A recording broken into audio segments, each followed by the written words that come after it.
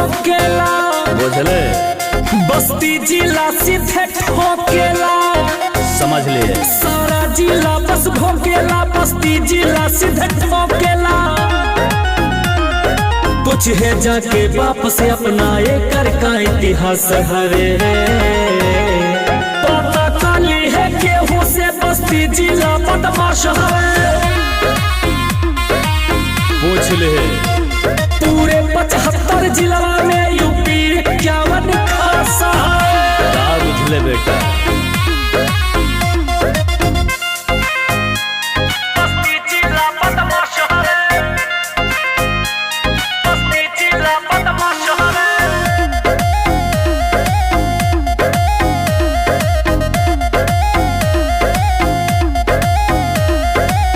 बड़े रिलेशन में पुलिस या नेता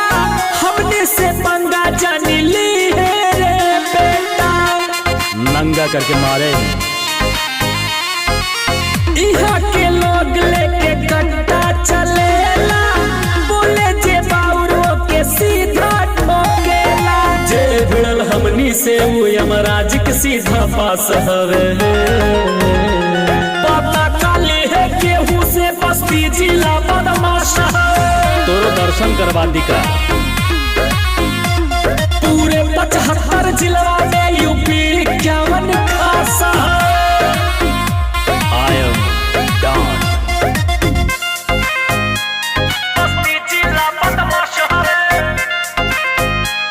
बस्ती जिला बदमाश हवे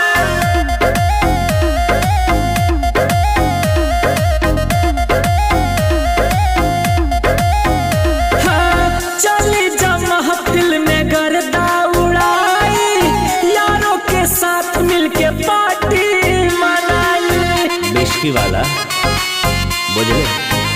हाँ, राइटर मनोज का है जेल या न जाना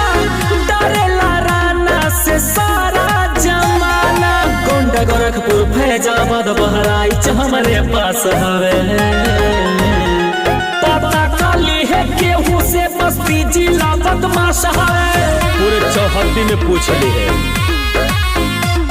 पूरे 75 जिला में यूपी 51 खासा भिड़े मत बेटा बड़का बड़का लोग प्रणाम करेला।